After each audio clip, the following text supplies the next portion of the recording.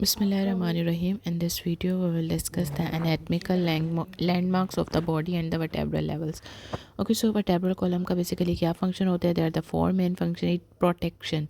Protection provide करते हैं close and protect the spinal cord within the spinal canal. It carries the weight of the body above the pelvis, and it forms the central axis of the body. Has a role in the both posture and the movement.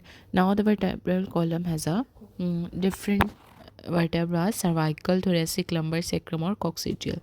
So cervical में आपने देखा कि इसमें curve होती है, 7 vertebrae हैं, thoracic 12 होती हैं. ठीक है, ये रिब केज को होल्ड करता है. लंबर कर्व जो है ये आती है लंबर से, लंबर वर्टेब्रा के थ्रू, और जो सेक्रम है ये फ्यूजर आता है to the sacrum and connect with the bone to bone.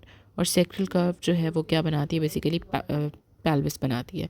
Okay, so basically 33 जो हैं वो टोटल वर्टेब्रास हैं, लेकिन जो मोबाइल वर्टेब्रास हैं वो हैं 24. ठीक है, और जो फ्यूज़ हैं वो 9 हैं. 9 के अंदर सैक्रल और कोकेक्स आ जाते हैं, और जो मोबाइल है वो 24 हैं, सर्वाइकल, लंबर और थोरेसिक. ठीक है, मोबाइल वर्टेब्रा के अंदर वही सर्वाइकल, थोरेसिक, लंबर. ठीक है, और फ्यूज़ वर्टेब्रा जो है वो 9 है. 23 और 9 टोटल कितने हैं? 33. मोबाइल वर्टेब्रा जो हैं वो 23 हैं, और फ्यूज वर्टेब्रा जो है वो है 9. Okay, so you can see in this picture also cervical thoracic mobile हैं, और जो सेक्रम और कॉक्सिजियल है ये फ्यूज़ है. ठीक है, द इंटरवर्टिब्रल डिस्क जो है बेसिकली इसका जो पैड होता है ये फाइब्रो कार्टिलेज का होता है, जो इसको जिसने सराउंड किया होता है ना नीचे वाली, इसमें थोड़ा सा हाइलिन कार्टिलेज होता है. ठीक है, जो इंटरवर्टिब्रल डिस्क होती है ना वो फर्स्ट और सेकेंड में नहीं होती. ठीक है, ये आपने याद रखना है, इसीलिए हमने इसको 23 कंसीडर किया था. अब हम देखते हैं parts of the typical vertebra. अब देखो जो टिपिकल वर्टेब्रा इसमें आप देखो स्पाइनस प्रोसेस है, ट्रांसवर्स प्रोसेस है, फिर रिब अटैच होती है उसके एंगल से, और फिर बॉडी है. अब आपने ये इसमें इंपॉर्टेंट एमसीक्यूज़ ये आता है कि आपको पता होना चाहिए लैमिना और पेडिकल क्या होता है. ठीक हो गया. अब इसके अंदर आपने फर्स्ट ऑफ ऑल हम देखेंगे वर्टेब्रल, इसमें आर्च होती है, स्पाइनस प्रोसेस है जो कि पीछे आप देख सकते हो, ट्रांसवर्स प्रोसेस है जो ट्रांसवर्सली है. अब आपको पेडिकल और लैमिना का डिफरेंस पता होना चाहिए जो बॉडी और ट्रांसवर्स प्रोसेस के. पहले आप स्पाइनस और ट्रांसवर्स प्रोसेस के देखो. जो स्पाइनस और ट्रांसफर प्रोसेस के दरमियान है उस ये क्या है? लैमिना है. और जो बॉडी और ट्रांसवर्स प्रोसेस के दरमियान है वो है पेडिकल. ओके, सो वर्टेब्रल जो है फोरामेन, इसके अंदर क्या होती है? स्पाइनल कॉर्ड होती है.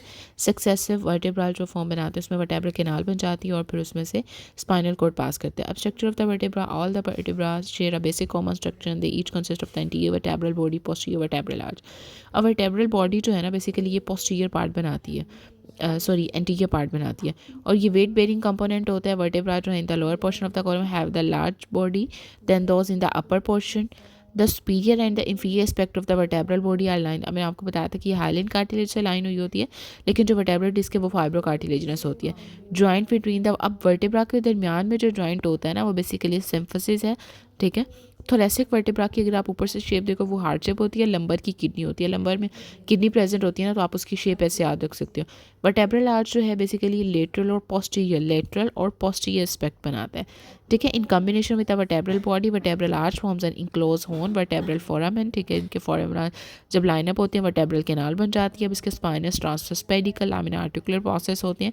स्पाइनस प्रोसेस जो है बेसिकली एक सिंगल प्रोसेस होकर जो कि सेंटर होता है posteriorly at the point of the arch. Transverse process जो होता है, 2 ट्रांसवर्स प्रोसेस होते हैं जो कि लेटरली और पोस्टीरियरली जो है वो वर्टेब्रल बॉडीज़ बनाते हैं. ठीक है, पेडिकल मैंने आपको ऑलरेडी बताया था कि जो बॉडी और ट्रांसवर्स प्रोसेस, बीटी याद रख लो, बीटी बॉडी को ट्रांसवर्स प्रोसेस से करेगा वो पेडिकल है, जो ट्रांसफर को स्पाइनस प्रोसेस से करेगा वो लैमिना है. आर्टिकल प्रोसेस से बेसिकली ये जॉइंट्स बनाते हैं between the vertebra and the superior and the inferior counterparts. Article process are located at the intersection of the lamina and the pedicles. अब इसमें देखो जब आप एक फ्लेक्शन हो रही है और एक्सटेंशन होती है, इसमें आपको पता होना चाहिए कि डिफरेंट लिगामेंट्स होते हैं. अब जो वन जिसके ऊपर मैंने मार्क किया हुआ इसके अंदर देखो ये बेसिकली पोस्टीरियर लिगामेंट है. Okay, here you can see also posterior ligament होता है और एंटीरियर. अब इस पिक्चर में भी आप देख सकते हो जो ये बॉडी वाली साइड पे है ये एंटीरियरली होता है, आगे वाली साइड पे, और जो स्पाइनस प्रोसेस होता है ये पोस्टीरियर वाली साइड पे होता है.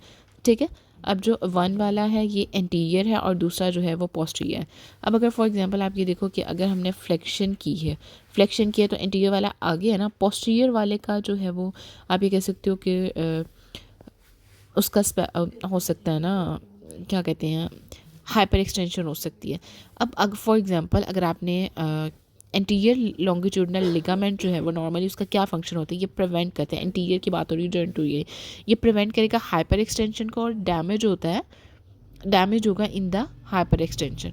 ओके, जो पोस्टीरियर लॉन्गिट्यूडनल होता है, जब आपने फॉर एग्जांपल इसमें देखो एक तो फ्लेक्शन कर रहे हैं ना, अब इसमें अगर हाइपर फ्लेक्शन करेंगे, ज़्यादा फ्लेक्शन करेंगे तो पोस्टीरियर वाले का ज़्यादा खिंचाव आएगा और पोस्टीरियर लॉन्गिट्यूडनल डैमेज होगा, और एक्सटेंशन होगी तो एंटीरियर वाला और फिर एंटीरियर लॉन्गिट्यूडनल लिगामेंट जो है वो डैमेज होगा।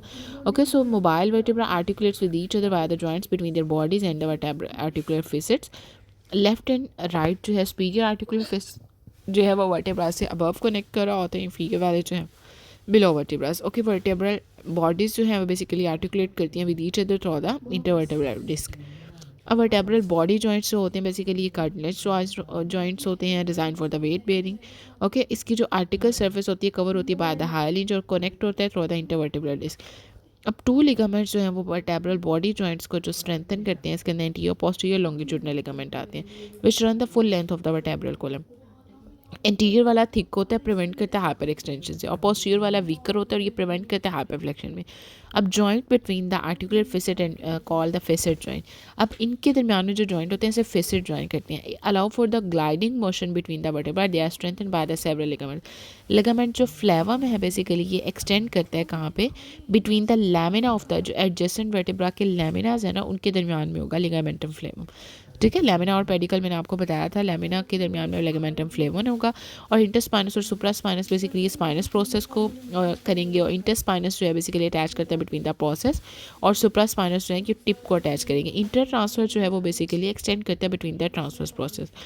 Okay, longitudinal ligaments basically limit करते हैं वर्टेब्रल बॉडीज़ को, और वर्टेब्रल जो है वो एक दूसरे के साथ हेल्ड हुए होते हैं बाय द लॉन्गिट्यूडनल लिगामेंट, जिसमें एंटीरियर पोस्टीरियर होता है, पोस्टीरियर होता है लिगामेंटम फ्लेवम, फ्लेवम जो है ये कनेक्ट करता है एडजेसेंट लैमिना को। अब हम देखेंगे parts of the typical vertebra, उसमें वर्टेब्रल बॉडी आ जाती है और आर्च है। ठीक है, अब वर्टेब्रल आर्च की अगर बात करें तो इसमें स्पाइनस प्रोसेस है, ट्रांसफर पेडिकल वो ऑलरेडी डिस्कवर वर्टेब्रल कॉलम के अंदर ऑलरेडी देख चुके हैं हम। ये एटिपिकल वर्टेब्रास में देखो तो अगर इसमें एटिपिकल वर्टेब्रास के अंदर एक्सिस और अटलस आता है ना, C1 और C2। ठीक है, इसके अंदर डिस्क भी नहीं होती। C1 जो है उसको अटलस बोलते हैं, ये रिंग शेप होता है, ये ऑसिपिट के नीचे होता है, इसकी कोई बॉडी स्पाइनस प्रोसेस कुछ भी नहीं होता। ठीक है, एम्ब्रियोनिकली देखो इसकी बॉडी जो है वो बेसिकली बनती है organoid process of the C2। C2 जो है ये एक्सिस होता है, इसमें ऑर्डेंटॉइड प्रोसेस होता है, एटलेंटो एक्सल जॉइंट रोटेशन करते हैं। ठीक है, C7 जो है इसकी लार्जेस्ट स्पाइन होती है। लार्जेस्ट स्पाइन पूछेंगे तो किसकी होती है, C7 की। अब RTA के अंदर अगर डैमेज, अगर वो कहते हैं कि स्पाइनल कॉर्ड डैमेज हो गया, सी मतलब जो भी बोन है वो डैमेज होगी और एट द स्पॉट उस पेशेंट की डेथ होगी, तो वो वर्टेब्रा जो है वो C2 होता है। ठीक है, अब स्पाइनल कॉर्ड जो है बेसिकली एंड होती है L1 पे, और corresponds to the sacrococcygeal segment. L1 damage होगा तो इसमें क्या होगा, जो कॉनस मेडुलैरिस होता है उसकी इंजरी हो जाती है। इसमें ब्लड सप्लाई देखो, जो स्पाइनल कॉर्ड होता है इसकी 2 पोस्टीरियर स्पाइनल आर्टरीज होती हैं और 1 एंटीरियर। ठीक है, पोस्टीरियर 1/3 में क्या है, 2 स्पाइनल आर्टरीज होती है, और एंटीरियरली आपने देखना है 1 स्पाइनल आर्टरीज होगी। इसकी ब्लड सप्लाई की बात हो रही है। अब न्यू बॉर्न में देखो जो वर्टेब्रल कॉलम होती है ना उसकी शेप C शेप होती है, और फीमेल पेल्विस जो है वो फॉरवर्ड टिल्ड हुआ होता है ऑन द वर्टेब्रल कॉलम। आपने याद रखना स्कॉलियोसिस। स्कॉलियोसिस बेसिकली क्या है कि curvature to the side way, अगर साइड वे होगा ना तो स्कॉलियोसिस है। आप पीछे से अगर देखोगे कि उस साइड, और जो काइफोसिस होती है आपने देखा होगा स्पाइन जो है वो बैकवर्ड कट होती है अपर बैक पे। ठीक है, और लॉर्डोसिस क्या होता है कि जो स्पाइन कव जो है वो फॉरवर्ड और एंटीरियरली होती है। You can see in the picture lordosis, kyphosis or scoliosis.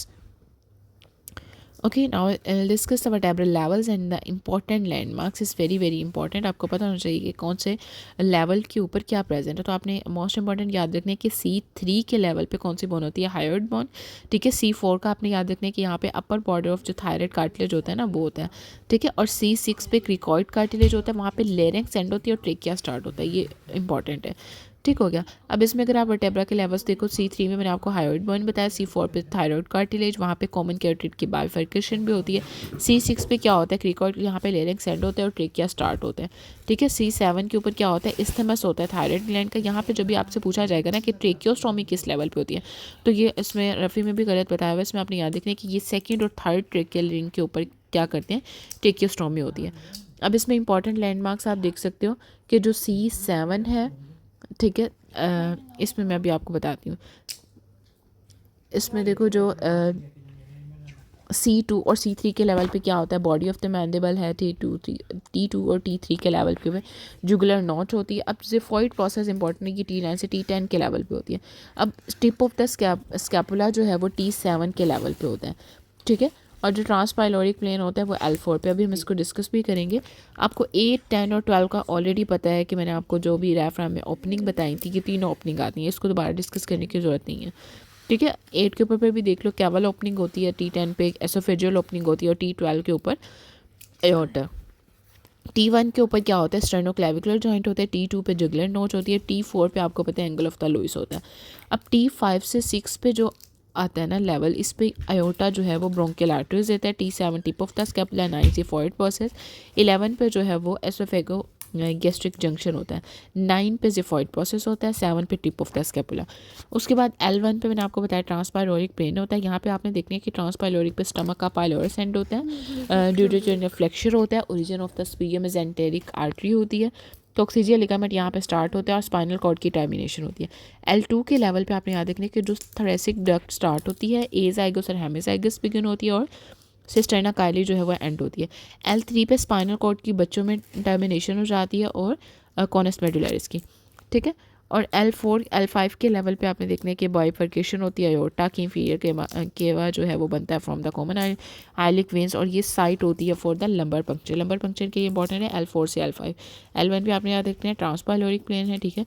L2 पे याद रखो थोरेसिक डक्ट एंड होती है। T8 और 8, 9, 10 का ऑलरेडी बताया हुआ है, 8, 10 और 12 का, ठीक है। अब इसमें आप देख सकते हो कि 12 के अंदर कौन कौन से ब्रांचेस दे रहे हैं, L1, L2। सो एब्डोमिनल एओर्टा की एनोरिज्म की साइट हमेशा पूछी जाती है, तो आपने बताना है कि L1 से L3 होती है। अब जैसे मैंने आपको बताया कि जो एओर्टा है वो कहाँ पे बाइफरकेट कर रहा होता है, L4 से L5 पे, ठीक है। अब अगर आपसे कोई भी पूछे कि एब्डोमिनल एओर्टा की एनोरिज्म की साइट L1, L3 होती है और आर्टरी ऑफ एडिमेंटिस जो है बेसिकली ये कहाँ पे होती है, T9 से T11 पे, ठीक है। और ये कहाँ से बनती है, from the descending thoracic aorta. So landmarks इसकी बहुत इंपॉर्टेंट है, एक बार इसको दोबारा से देख लेते हैं कि जो C3 के लेवल पे आपने देखा हायोइड बॉइन है, 4 पे क्या था, स्पीगर बॉर्डर थायलाइड कार्टिलेज, 6 पे क्रिकॉइड है, C7 पे जो है वर्टेब्रा की प्रोमिनेंस यानी इस तरह यहाँ पे ट्रेकियोस्टोमी करनी है तो C7 याद रखना है आपने, ठीक है। उसके बाद ये सेकेंड और थर्ड ट्रेकिया रिंग पे करते हैं हम। और T1 पे स्टर्नोक्लेविकुलर जॉइंट होता है। T4 पे एंगुलर फ्लूइड्स याद रखो, जो इंपॉर्टेंट है बस वो याद रखो। 8, 10 और 12 में देखो जो ओपनिंग्स होती हैं, ठीक है। और इसके अलावा टर्मिनेशन स्पाइनल कॉर्ड की बच्चों में L3 पे होती है। बाइफर्केशन फियर वेना के बाद लंबर पंक्चर ये L4 से L5 में होती है। और L1 पे ट्रांसपाइलोरिक प्लेन होता है, इसमें आपने याद रखने का oxygen ligament spinal cord termination, ये एडल्ट की बात हो रही है, यहाँ पे एंड होता है। Pylorus of the stomach. Okay, if you have any question, you can ask me in the comment section. Okay, Allah Hafiz.